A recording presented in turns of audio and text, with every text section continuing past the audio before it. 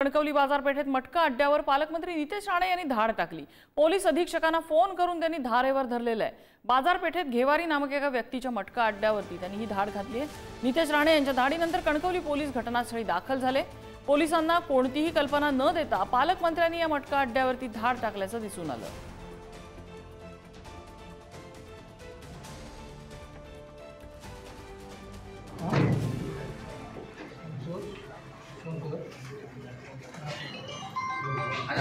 अशी अपेक्षा आहे का यादवजी?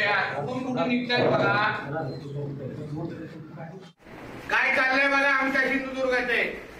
आल्याला बोललेलो, सांगितलं मी गप्प बसणार नाही तुम्हाला।